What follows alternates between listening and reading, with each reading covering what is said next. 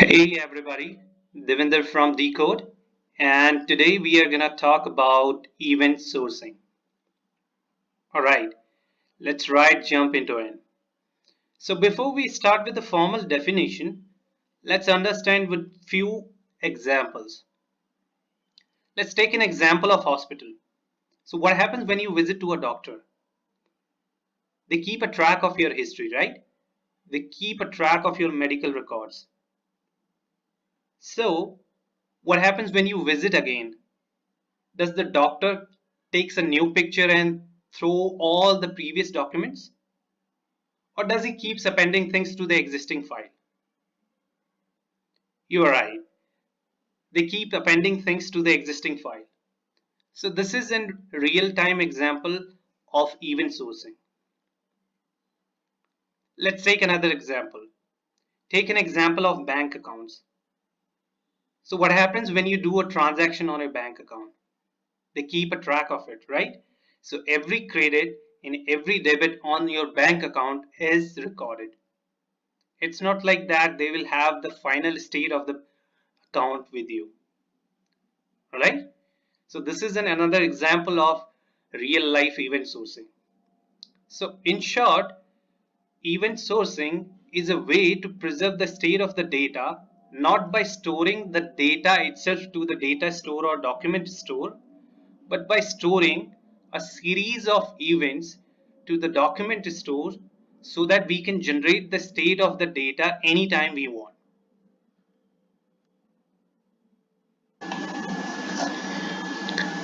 Okay, let's look into the formal definition. So, in a nutshell, event sourcing is about using event as the primary data source. Okay, so normally to persist in data to a given moment, its state is saved to the database. What do I mean by that? So we put a snapshot of the data and we save it to the database. But instead, when you use event sourcing, what is saved is not the current state of the data, but the sequence of domain events that led the data into its current state. Meaning, so we have reached to a certain state of the data. So we are also storing the series of events which are responsible for taking the state of the data to this point. Okay, so to be precise, event sourcing is a design or architectural pattern that helps us to preserve the state of the data by storing the series of events to a document store. Even though we are storing the state of the data, but through the series of events or the event, we can easily reach back to any of the state of the data. All right. So let's jump into a real example.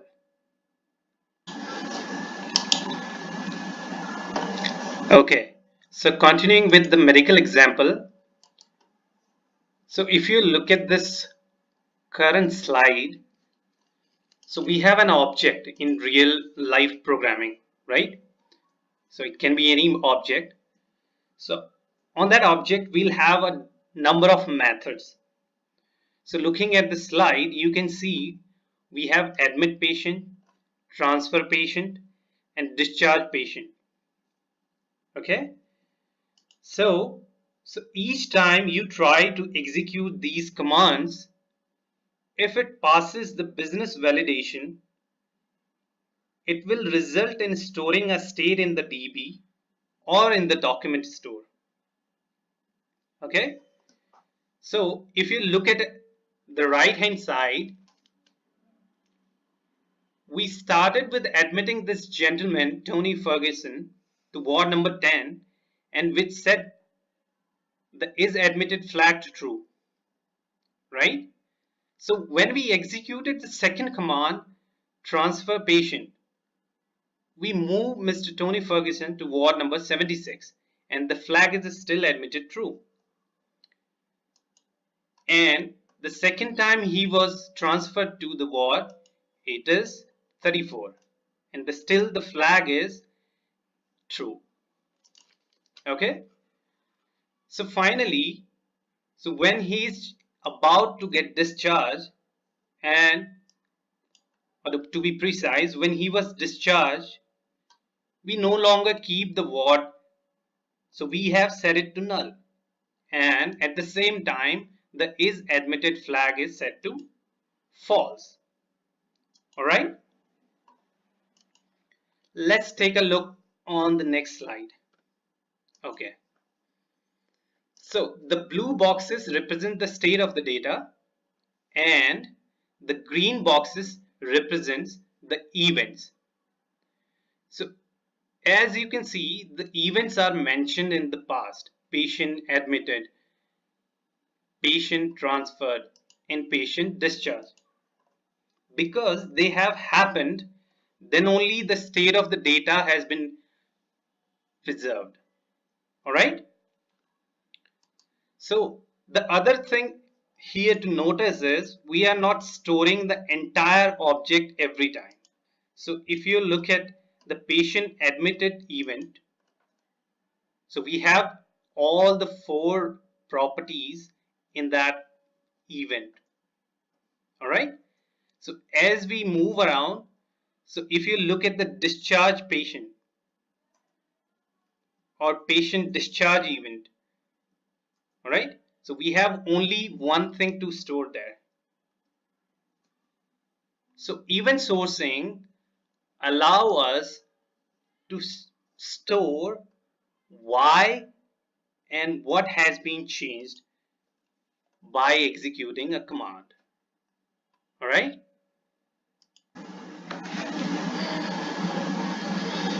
Okay, look at this slide. So this is an example of event store. This is my local host, and you can see how the events are stored. So we have event number, the name and the type of event, the date it was created, and the format it is saved, right? So we have stored everything that is associated with a command or the execution of the command, and we can easily generate the state out of each of these event stores. All right. Okay.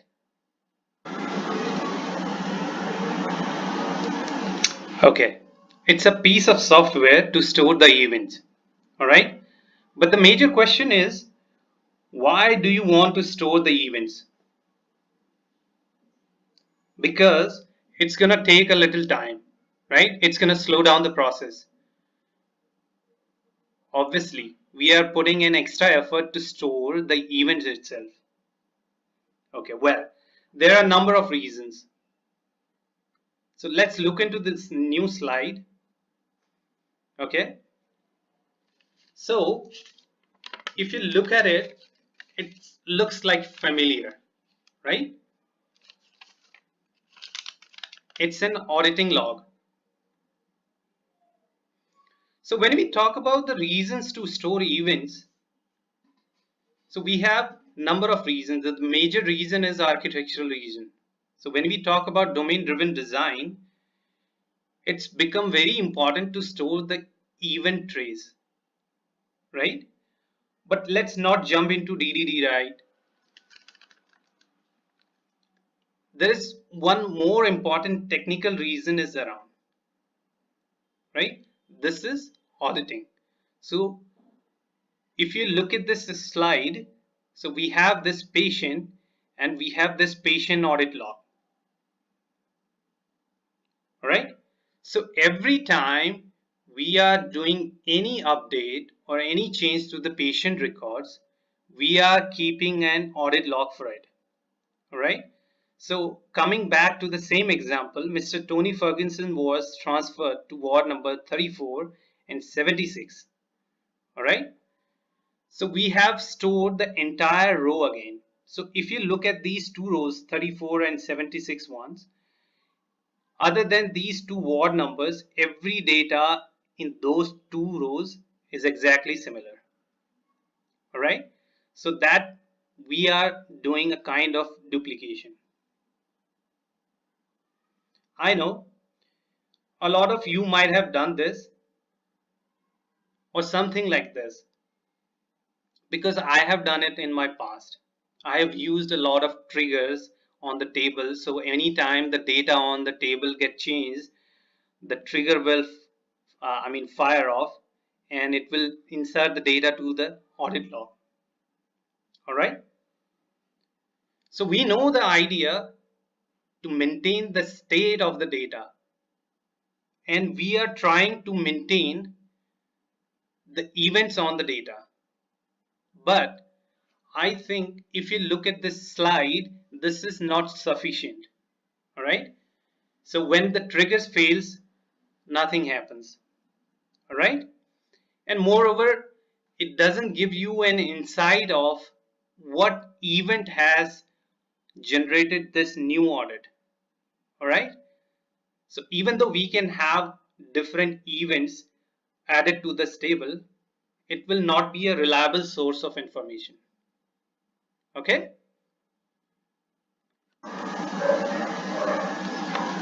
again, looking at the current solution, it has number of problems.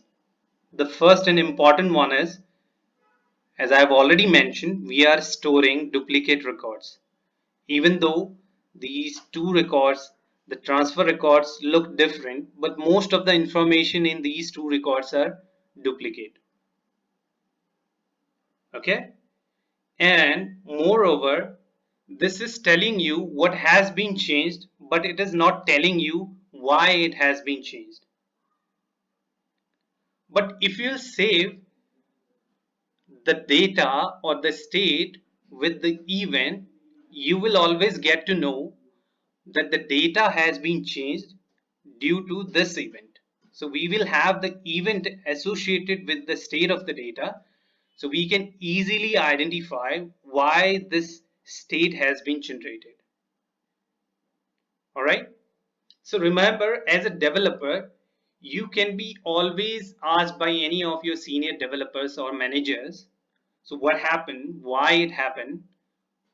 So anytime you are developing any application, so you may be asked these kind of questions.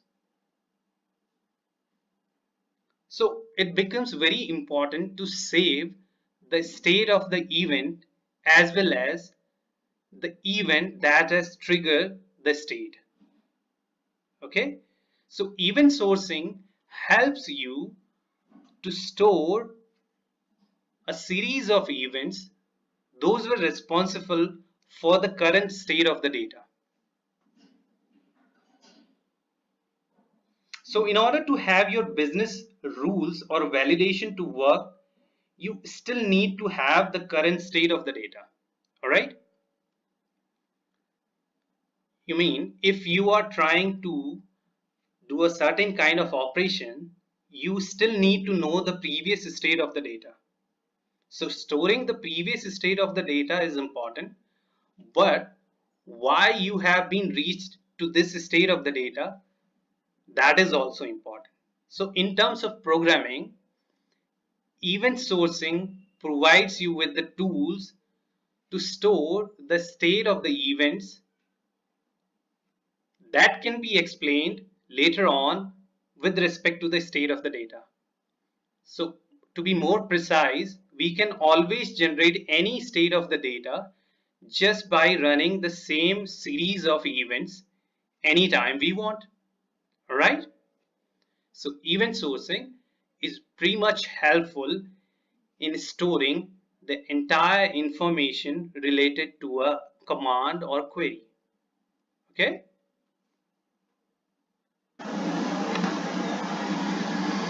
Okay. Look at this slide. So this is the same example we have been running from the starting. So in event source systems, in order to have that, you need to rely the events against the object. What do I mean by that? So you are doing a certain events against the object. All right. Remember we talked about we have number of methods against the object. So first method was to admit the patient. And the second method was to transfer the patient. And the last one was to discharge the patient. So the existence of any event will be always against an object or a command or a method. So anytime you execute a command or a query, you will have an event. So event source system heavily rely on these events on an object. All right. All right. So far we have understood the small and the large portion of event sourcing, right? So we know what is event sourcing, how it is used. We have seen practical scenarios. We have understood this examples. So let's continue with this example, right? We have the same example of hospital and we have the same events and methods, right? So we have this admit patient, transfer patient, and discharge patient. All right. So based on these commands, we have event associated. All right.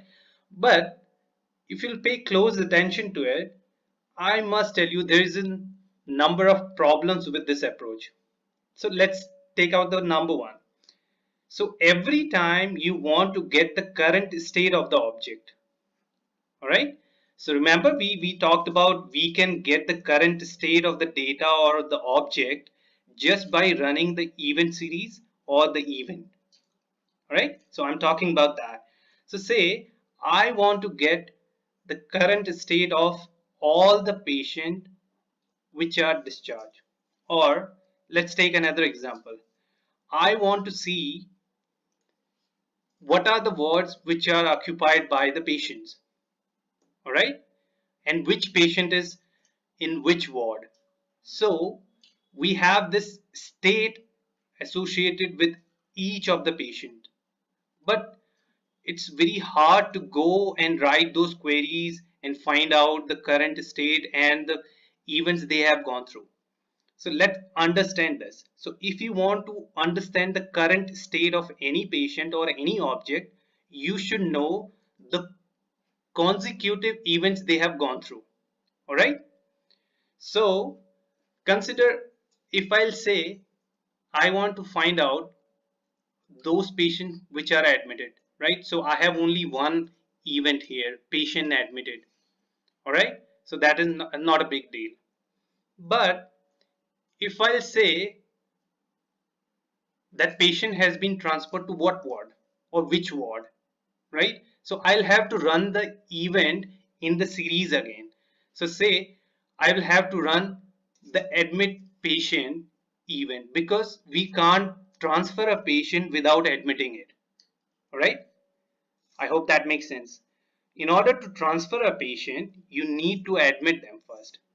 So say if a patient has been transferred twice, so we will have to run admit patient, then transfer first one, and the transfer second one event. So by running these three events, I will get to know the final state of the patient. All right.